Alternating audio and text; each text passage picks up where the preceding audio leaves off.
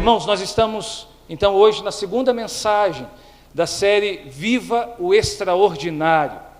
Eu não sei como tem sido o seu ano, eu sei de uma coisa: Deus tem feito já o extraordinário da nossa vida. Amém, irmãos? Você tem crido nisso? Tem buscado, tem orado por isso? Amém?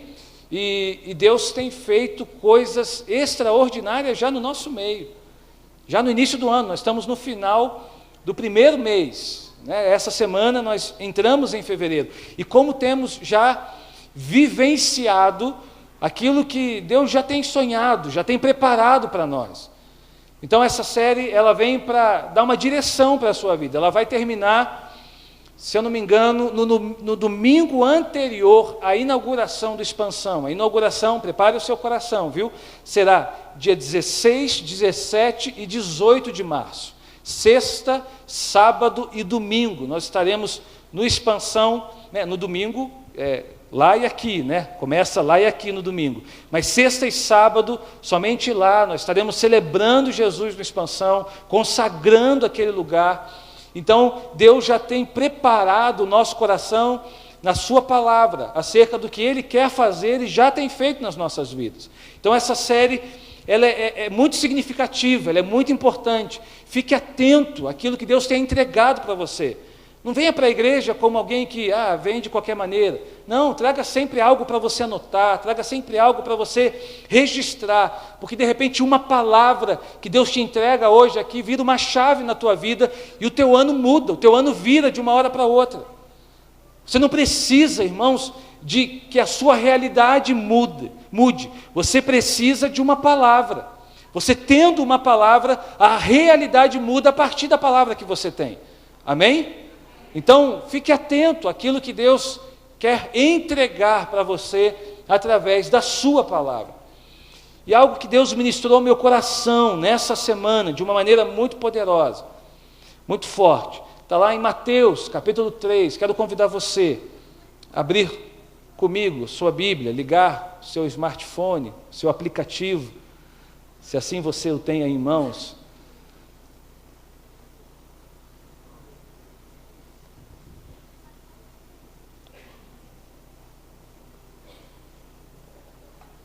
Mateus capítulo 3, nós vamos ler o capítulo 3, versos 16 e 17, e vamos ler o capítulo 4, versos 1 a 11, ok? Então, capítulo 3, versos 16 e 17.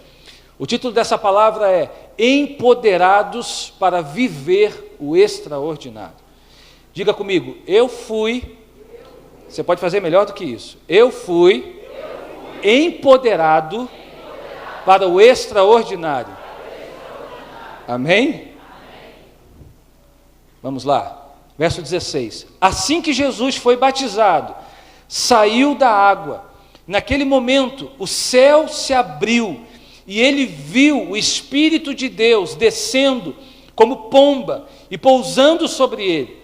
Então, uma voz dos céus disse: Este é o meu Filho amado, em quem me agrado. Capítulo 4.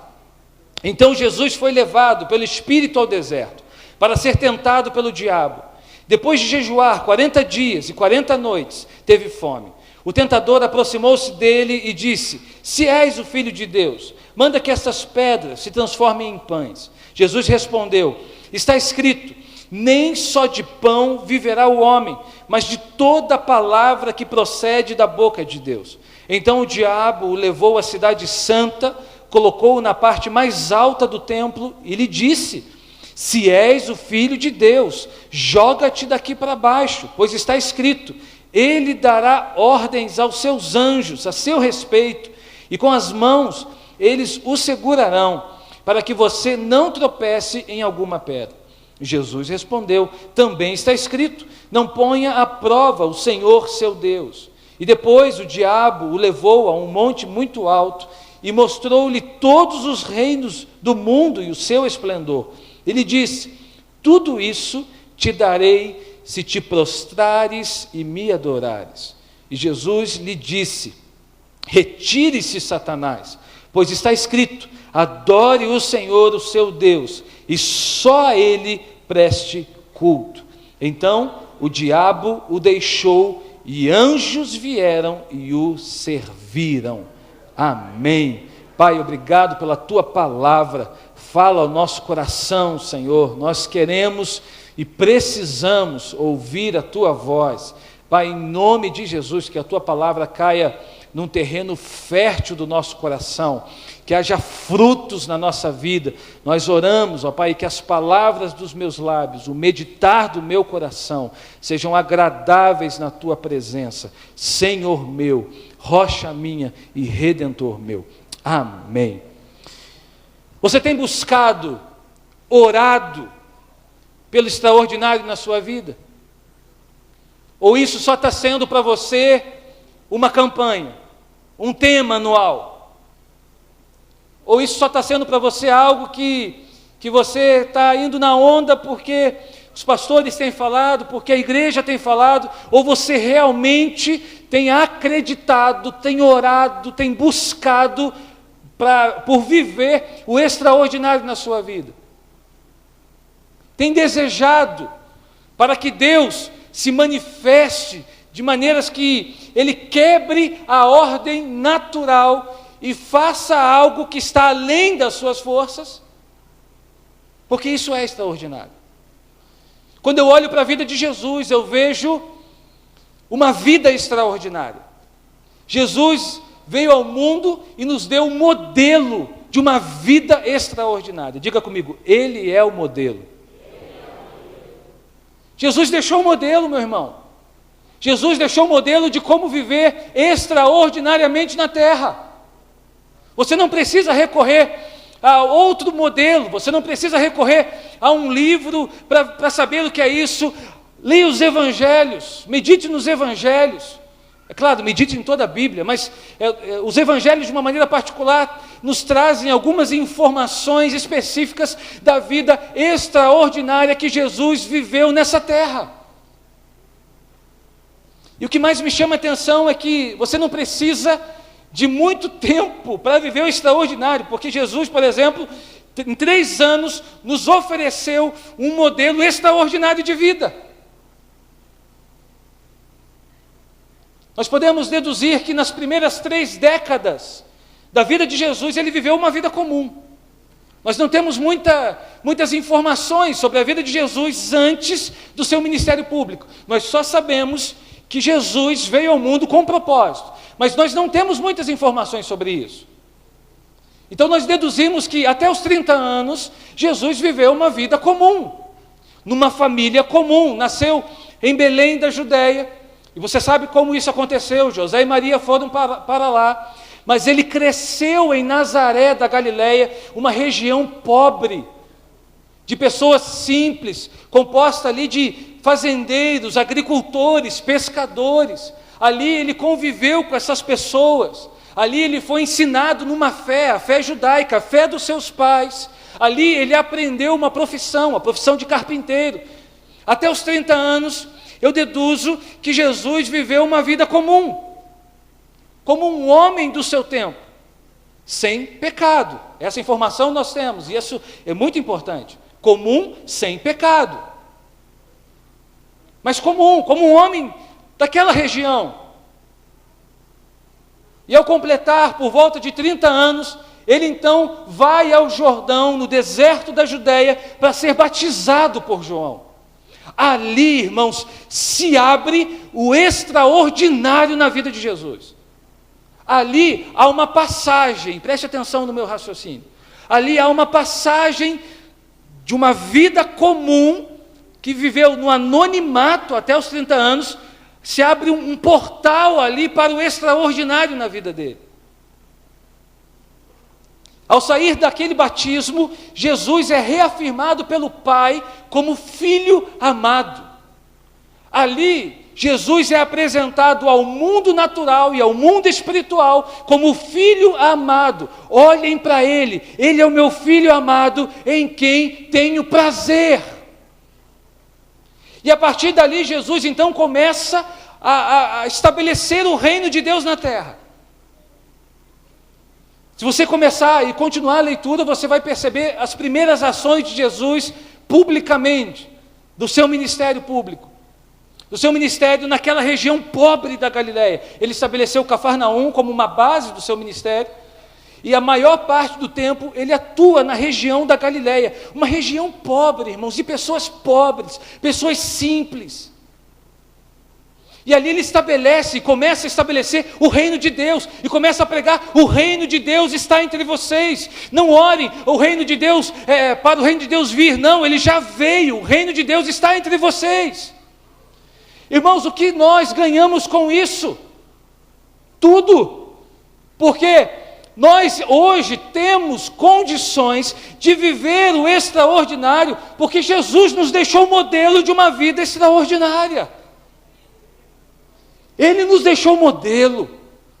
Ele não diz: o reino de Deus está por vir, não. O reino de Deus já veio, o reino de Deus está entre nós, Jesus está entre nós. Ele nos deixou o modelo de uma vida extraordinária nele.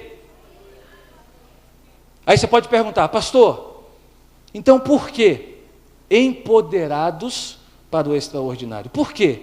Eu te respondo. A palavra empoderado, o verbo empoderar, significa dar poder, conceder poder. No batismo, Jesus foi empoderado pelo Pai diante de todos ali. Jesus foi autorizado pelo Pai para assumir o seu ministério público de pregação, discipulado e milagres. A Bíblia diz que os céus se abriram. Olha, irmãos, que dia foi esse? As trevas tremeram nesse dia.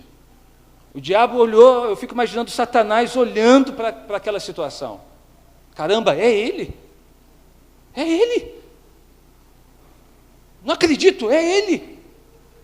Os céus se abrem e Deus diz assim: olha, este é o meu filho amado, em quem eu tenho prazer.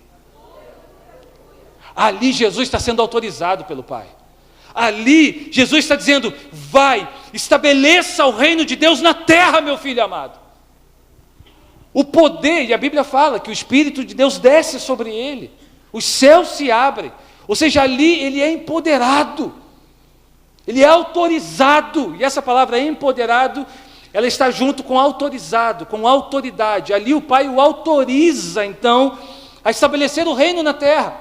Sabe o que é mais interessante e maravilhoso nisso tudo? É que o mesmo poder, a mesma autoridade que estava sobre Jesus naquele batismo, está disponível para mim e para você hoje.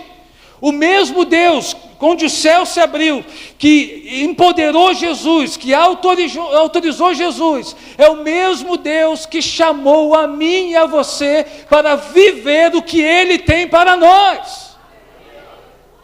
O mesmo Deus que estava lá é o Deus que está aqui. O mesmo Deus que olha para Jesus, olha para você. Assim como Jesus foi autorizado, você também é autorizado. O poder de Deus também está disponível para você. Você e eu, nós somos empoderados, autorizados por Deus para viver o extraordinário nos dias de hoje. Você pode dizer amém? Diga comigo: eu sou autorizado por Deus para viver o extraordinário nos dias de hoje. Amém, irmãos? Biblicamente, eu vou provar isso para você. Marcos capítulo 16, versos 17 e 18, diz assim: e estes sinais, o próprio Jesus falando, acompanharão os que creem. Olha Jesus dizendo: em meu nome expulsarão demônios, falarão novas línguas, pegarão em serpentes, e se beberem algum veneno mortal, não lhes fará mal nenhum, imporão as mãos sobre os doentes, e estes ficarão curados. Em meu nome, Jesus disse, em meu nome, nós somos autorizados, no nome dEle, a viver o extraordinário na terra, nos dias de hoje, irmãos. O céu já está entre nós. O céu já já é realidade na sua vida hoje na terra. Você não só vai morar no céu, você já pode viver na terra a realidade no céu onde você está. Porque Jesus disse: em meu nome vocês falarão novas línguas, curarão, expulsarão demônios, farão coisas maiores do que eu fiz nessa terra. Aleluia! O grande problema, e eu falava isso hoje pela manhã, é que nós somos cidadãos dos céus, dirigidos pelos valores da terra. Estabelecemos morada na terra. A nossa morada é celestial. Nós precisamos, mesmo na terra, ser dirigidos pelos valores do céu. É o céu que domina. Então, o que acontece no céu pode acontecer na tua vida. A realidade que está presente no céu pode ser presente na tua vida, na tua história. Basta você virar uma chave na tua cabeça e entender que não são os valores da terra que devem guiar você, mas são os valores dos céus que devem dirigir você. Amém? Não se acostume muito com a terra, não goste muito da terra, porque você, meu irmão, vai passar a eternidade no céu, não é na terra. Não é movido pelos valores da terra, mas sim pelos valores do céu.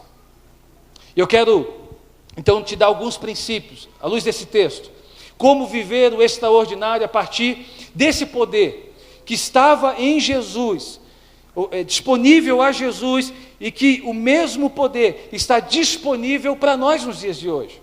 Quais os princípios? O que podemos aprender, então, nesse texto acerca desse extraordinário que Deus quer liberar, quer abrir sobre a nossa vida? A primeira coisa, assuma sua identidade de filho e de filha, amado e amada do Senhor. Diga comigo mais uma vez: eu sou um filho amado do Senhor. Olha o que diz o verso 16 e 17 do capítulo 3. Assim que Jesus foi batizado, saiu da água, naquele momento o céu se abriu e ele viu o Espírito de Deus descendo como pomba e pousando sobre ele. Então uma voz dos céus disse: este é o meu filho amado, em quem me agrado. Aleluia! Que espetacular, que algo extraordinário acontece no batismo de Jesus. Como eu disse, como eu queria estar lá para ver essa cena, para perceber isso. Os céus se abrem, o Espírito de Deus desce, a voz do Pai é ouvida: este é o meu filho amado, eu tenho prazer nele. É importante esclarecer aqui que Jesus não se torna filho no batismo. Ok? O batismo de Jesus inaugura uma nova relação com Deus. Mas não é o batismo que o torna filho. Mas ali, é como se Deus abrisse um portal novo de relacionamento com o ser humano. A partir dali, Jesus ia começar a apresentar Deus como Pai. Jesus ia apresentar uma intimidade com Deus, olha isso, que os judeus não conheciam. A partir dali, Jesus começaria a chamar Deus de Abba, de paizinho. Começava a falar como o próprio Deus. E é claro, porque Deus é Jesus, Jesus é Deus, né? Mas há alguns momentos que Jesus fala como Deus, há uma mistura. E há alguns momentos que Jesus se refere ao Pai, falando como Filho. E da mesma forma, irmãos, esse episódio também traz, eu vejo dessa maneira, um empoderamento profético sobre a nossa vida. Você já parou para pensar por que Jesus teve a necessidade de ser batizado? Você já parou para pensar por que teve a necessidade de haver esse episódio?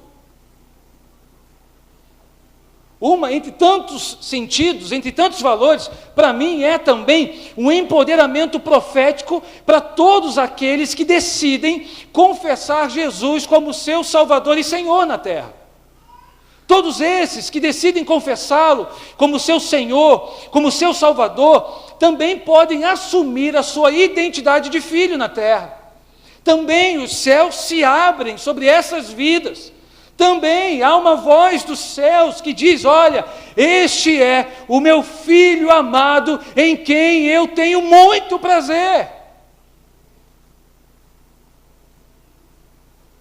Amém, irmãos? Preste atenção, eu não sei se eu vou conseguir expressar a importância desse momento. Mas quando quando Deus chama Jesus de filho, ali estabelece um novo relacionamento com o ser humano. O espírito de orfandade é quebrado. O espírito de filiação começa a atuar de uma forma livre na terra. Entenda que em Jesus nós recebemos o poder da filiação. Em Jesus nós temos livre acesso a Deus. E o espírito de orfandade, ele é quebrado. Romanos 8, 14, 16 diz: porque todos os que são guiados pelo Espírito de Deus são filhos de Deus, pois vocês não receberam um espírito que os escravize novamente, para novamente temerem, mas receberam o Espírito que os adota como filhos, por meio do qual clamamos: Abba, Pai. E o próprio Espírito testemunha ao nosso espírito que somos filhos de Deus. Quando assumimos, preste atenção nisso, a identidade e vivemos como filhos amados do Pai, o espírito de orfandade é quebrado na nossa vida. A orfandade é a identidade daqueles que vivem na insatisfação. Vou repetir. A orfandade é a identidade daqueles que vivem na insatisfação. A insatisfação, a independência, foi o que moveu Satanás a romper com a casa do Pai. O espírito de orfandade é o espírito do diabo. O espírito de orfandade é o espírito de Satanás. Quando ali há um empoderamento de Deus sobre Jesus, irmãos, porque não foi só sobre Jesus. Jesus, ele foi a primícia. Jesus, ele estabeleceu um modelo de relacionamento com Deus.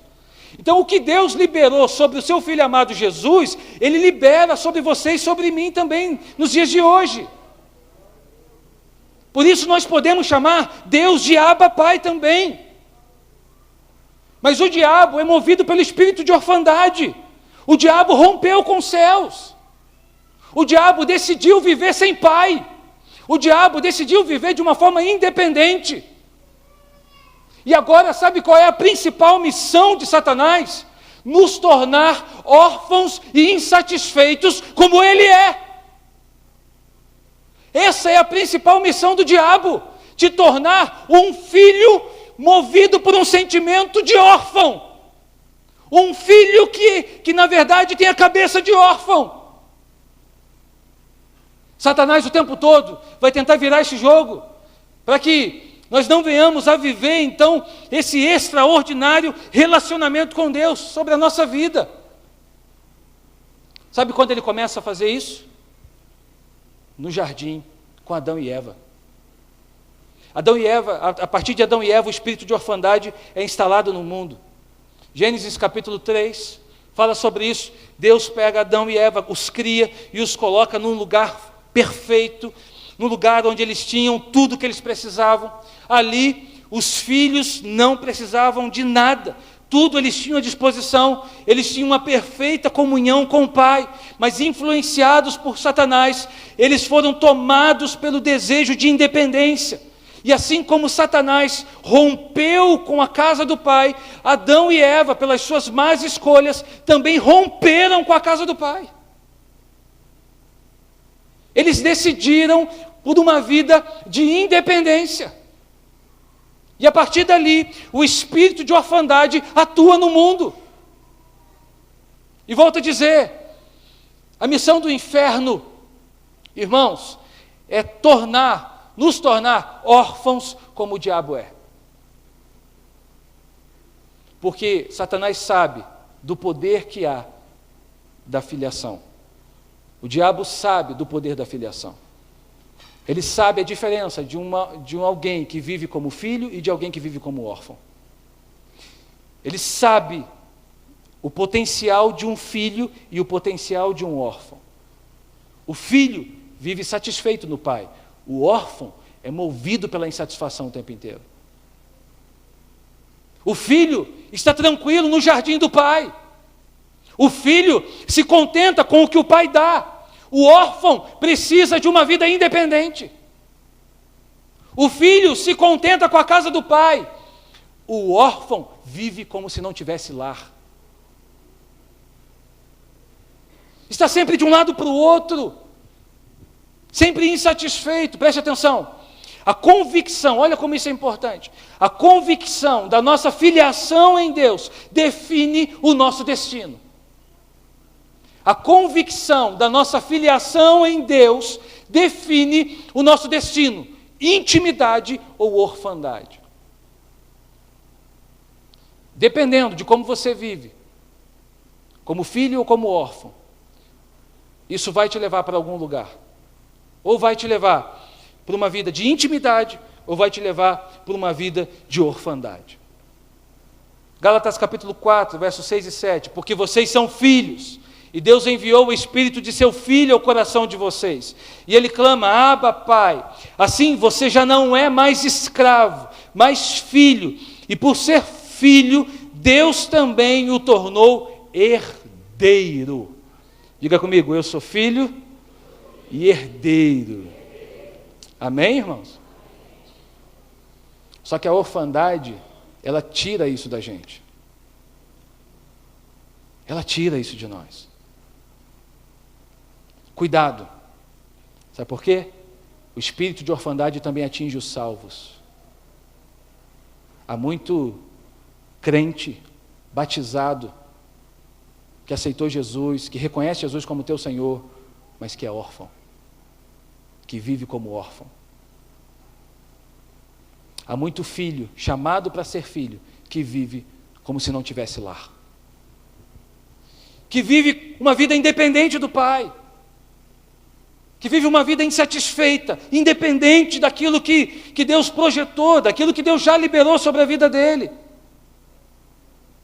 A intimidade vai trazer para você um pleno relacionamento com Deus e com a família da fé. Irmãos, órfãos se relacionam com a religião.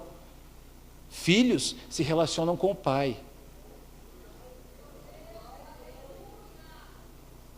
A intimidade gera filhos, a religiosidade gera órfãos. Filhos não são gerados na religião, filhos são gerados na intimidade.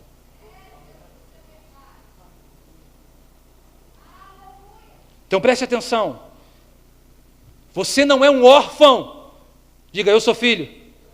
Você não é um órfão esperando a visita de Deus, você é filho, a habitação de Deus.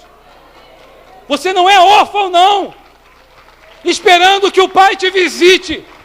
Você é um filho amado, o lugar que Deus habita. É muito diferente. É uma mudança de mente, é uma mudança de pensamento. Os órfãos, eles ficam o tempo todo esperando o pai visitar. Os órfãos, eles ficam o tempo todo, será que o pai vai vir? Será que o pai vai vir? Será que ele vem? Meu irmão, filho vive na presença do pai. Filho não precisa esperar a visita, porque o pai mora com ele, o pai habita nele. E quando Deus abre os céus e diz assim, você é meu filho amado, Ele está dizendo, você é meu filho amado, eu habito em você, você habita em mim. Ou seja, nós nos misturamos, o filho é pai, o pai é filho, o filho é pai, o pai é filho. Não há separação entre nós. Os órfãos ficam o tempo todo esperando. Ai, Deus, vem aqui sobre mim. Ai, Deus, vem sobre nós. Ai, eles ficam orando, clamando 1000 vezes para que o Deus venha. O filho, ele já sabe que vive na presença. Ele tem intimidade. Ele faz coisas que o órfão não faz. Porque o órfão, ele é dependente de uma casa. Ele é dependente de um lar. O filho, ele mora. O filho, ele vive. E o pai vive nele. Diga comigo, eu sou filho. Diga, eu vivo o extraordinário, porque eu sou filho. E como filho, eu sou herdeiro. Amém? Então viva como filho, meu irmão. Viva como filho. Viva como filha. Viva em intimidade com o Pai. Para de ser pedinte. Para de ser pedinte, você é filho. O Pai sabe do que você necessita. Ele sabe do que é carente em você. E Ele está pronto para te presentear. Não precisa fazer joguinho com Ele, não. Não precisa ficar, sabe, de brincadeirinha com Ele, não. Eu faço uma coisa, o Senhor me dá isso. Eu faço isso, o Senhor me abençoa com isso. Para com isso. Filho não precisa merecer. Filho é presenteado. Ele te ama. Ele não faz joguinho com você, não. Mas órfãos não. Órfãos precisam o tempo todo dizer do quanto são bons para merecer alguma coisa. No mundo de órfãos, decida viver como filho, amado do seu Pai. Amém? Segundo princípio que eu tiro, então, o primeiro é assumir essa identidade de filho. Isso é muito importante. A segunda coisa é que mesmo no tempo do deserto, decida confiar na direção dos céus. Diga comigo, mesmo no deserto, eu decido confiar na direção dos céus. Olha o verso 1 que diz do capítulo 4. Então Jesus foi levado pelo Espírito ao deserto, para ser tentado pelo diabo. Irmãos, após aquela experiência marcante, brilhante, tão significativa do batismo, os céus se abrem, Deus permite que Jesus vivenciasse uma experiência difícil, de tentação no deserto. É interessante essa expressão, levado pelo Espírito, indica que a vontade de Deus era para que ele passasse por aquele momento. A vontade do Pai era que o Filho passasse por aquele momento de tentação antes de assumir o seu ministério público, de pregação, discipulado e milagres. E Jesus, irmãos, foi tentado ali, entre tantos sentidos, para também nos dar o exemplo de que nós não viveremos o extraordinário sem, por exemplo, enfrentarmos desafios na nossa fé. Sem passarmos por tempos de desertos. O papel do tentador é insistir em te seduzir. Ele não vai deixar essa função de lado, ele vai tentar o tempo todo te seduzir. Sabe por quê? E preste atenção nisso. Porque ele sabe que já perdeu. O diabo sabe que é derrotado. Você sabe de um time, por exemplo, que entra em campo já sabendo que vai perder? Tem um monte que eu poderia citar aí, mas eu não vou citar, não. Né? Tipo Vasco, tipo Botafogo, tipo Flamengo, tipo Fluminense, né? Está amarrado em nome de Jesus. Retira-se dele. O diabo sabe que já perdeu. Ele entra para a batalha já como derrotado. O diabo sabe disso. Mas o que ele tenta? Ele tenta o tempo todo destruir você e atingir Deus. Só que ele, irmãos, o poder de Deus é infinitamente, não dá para comparar, é infinitamente maior do que o poder do diabo. Como é impossível o diabo atingir Deus? Então, de que maneira Satanás vai tentar atingir Deus? Atingindo você. Porque você é a obra-prima do Criador. Deus te ama de uma maneira assim incomparável. Então o diabo sabe, eu não posso atingir ele, eu não posso atingir os planos dele, mas eu posso atingir o Joãozinho, eu posso atingir a Maria. Então eu atingindo a Maria, eu atinjo ele. Por isso que o deserto, as tentações, elas são certas na nossa vida. Porque o tempo todo Satanás vai tentar trabalhar contra você. Mas eu tenho uma boa notícia para você. Eu tenho uma excelente notícia para você, que o apóstolo Paulo nos dá em Coríntios 10, 13. Não sobreveio a vocês tentação que não fosse comum aos homens, e Deus é fiel, e Ele não permitirá que vocês sejam tentados além do que podem suportar, mas quando forem tentados, Ele mesmo lhes providenciará um escape, um livramento, para que o possam suportar. Se o diabo já é perdedor, você já é um vencedor, porque Deus te dá essa condição. Você também entra nessa batalha já ganhando, você já entra nessa batalha vencendo. Romanos 8 vai dizer que nós somos mais do que vencedores, em Cristo Jesus, não em nós mesmos.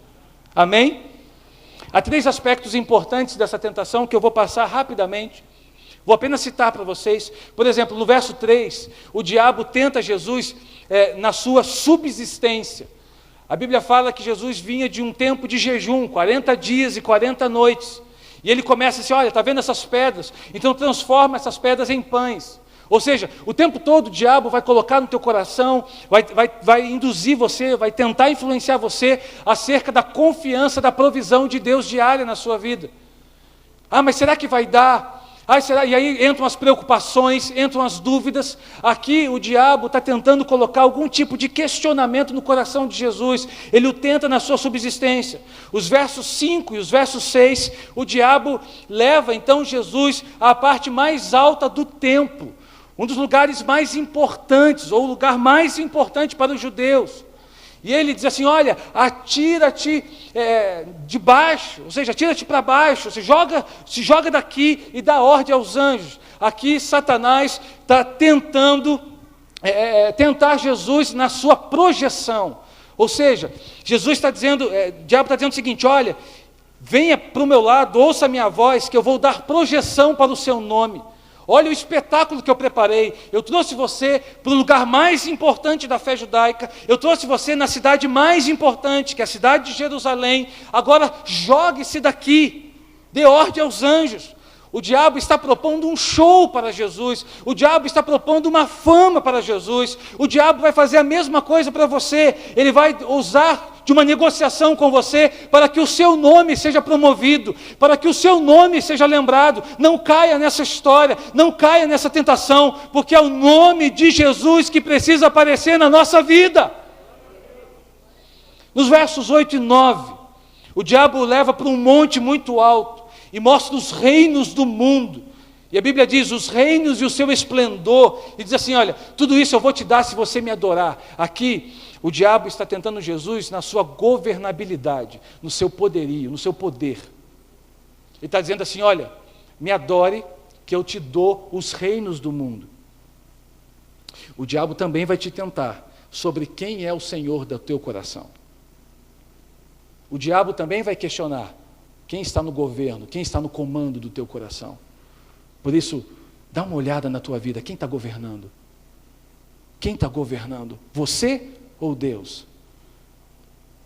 Porque o tempo todo você vai estar diante de tentações para que você assuma o controle. Está vendo essa situação? Eu resolvo para você, se você me adorar, se você me colocar no governo, se você me colocar no controle, eu dou ela para você. Então cuidado com isso. A questão é que tudo isso fazia parte do plano de Deus.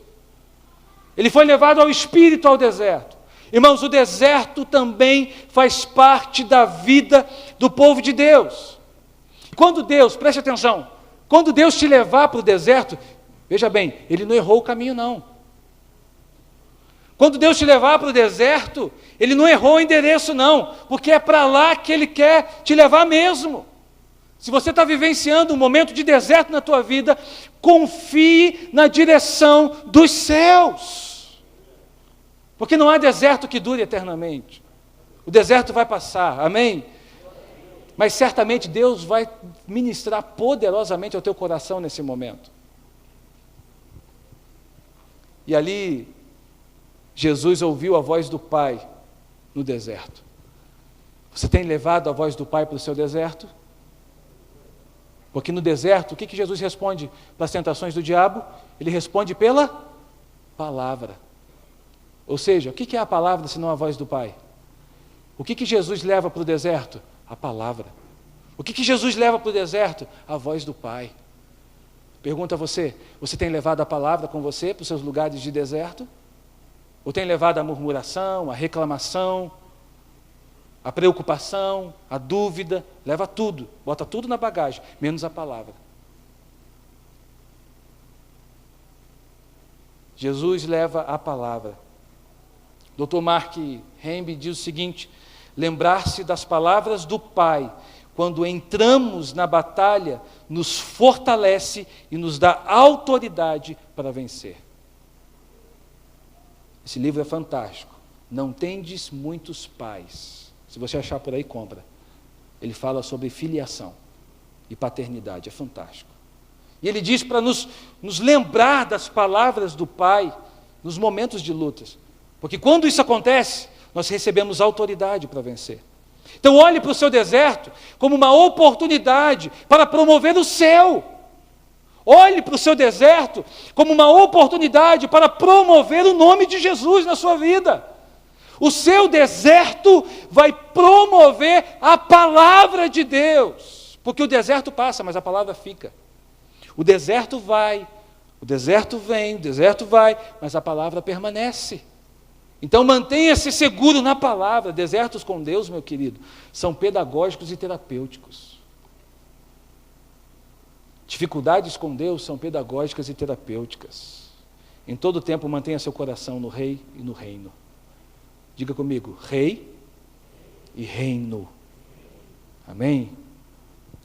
Isaías 48 diz, assim diz o Senhor, preste atenção, o seu Redentor, o Santo de Israel: eu sou o Senhor, o seu Deus, que lhe ensina o que é melhor para você, que o dirige no caminho em que você deve ir. Isaías 48, 21. Não tiveram sede quando ele os conduziu através dos desertos?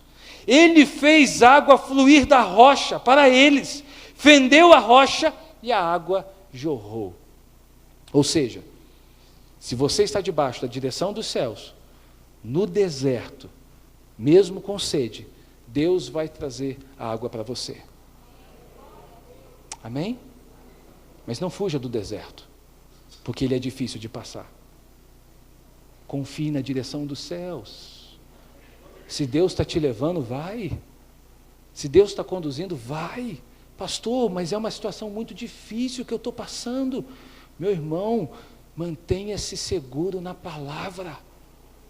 O deserto passa e a palavra fica. É Ele que dirige os nossos passos. Não é porque você está no deserto que você não vai viver o extraordinário.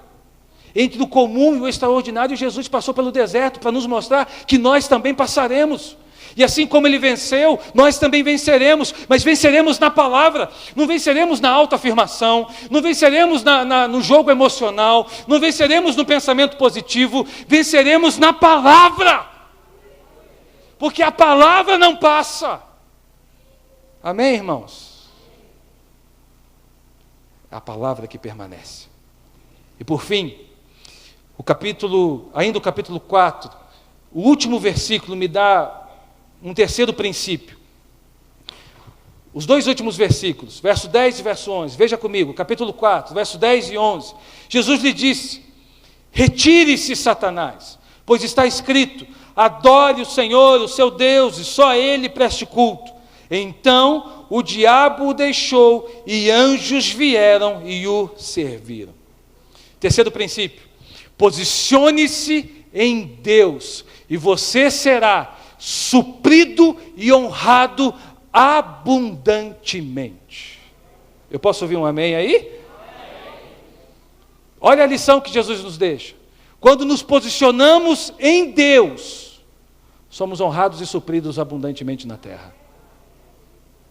O que Jesus nos deixou como lição, em todos os momentos da tentação no deserto, Ele se posiciona em Deus, Ele se posiciona na palavra. Há duas coisas importantes que eu quero destacar aqui. Primeiro, é que as palavras finais de Jesus é uma lição de posicionamento.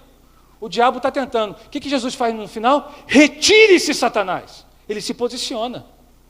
Ele assume a autoridade do Pai sobre a vida dele. Retire-se, Satanás. E a segunda coisa é a ação dos anjos vir e servir Jesus. Irmãos, os anjos são seres espirituais criados por Deus para o serviço do céu. E muitos dos serviços do céu é em missão na terra para te abençoar. Para te abençoar. Então posicione-se em Deus. Quando eu me posiciono em Deus, a autoridade do céu me protege. Quando eu me posiciono na palavra, quando eu me posiciono em Deus, Deus dá ordem às circunstâncias, Deus dá ordem aos seus anjos, a autoridade do céu, ela me protege. Entenda uma coisa, o diabo é o tentador, mas ele não é o executor da sua vida. Ele não pode executar você, a não ser que você acredite nele. Bill Johnson diz que uma coisa muito importante a ser lembrada é que o diabo recebe poder pela concordância humana. O diabo não tem poder nenhum para tocar em você, mas ele toca todas as vezes que você acredita nele. Todas as vezes que você concorda com ele. E quando você concorda com o diabo, você está discordando do céu. Quando você concorda com a mentira que ele sopra na tua vida, ao mesmo tempo, você está fechando os teus ouvidos para as promessas de Deus para você. 1 João 5,18. Sabemos que todo aquele que é nascido de Deus não está no pecado, e aquele que nasceu de Deus o protege, e o maligno não o atinge. Vou dizer de novo, o maligno não o atinge. O diabo já perdeu, meu irmão, ele não pode tocar em você. Posicione-se em Deus e o maligno não o atinge. Resistam o diabo e ele fugirá de vós. Essa é a promessa do Pai àqueles que são filhos e que se posicionam em Deus na terra e são supridos e honrados abundantemente. Amém? Então, quando o diabo vier com conversinha, posicione-se.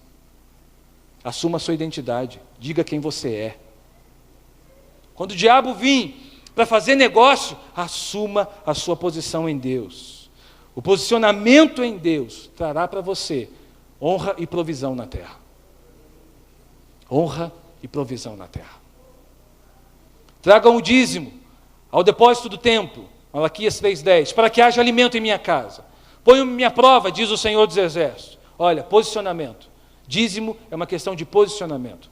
E vejam, olha o que Deus fala, e vejam, se eu não vou abrir as comportas dos céus e derramar sobre vocês tantas bênçãos que nem terão onde guardá-las.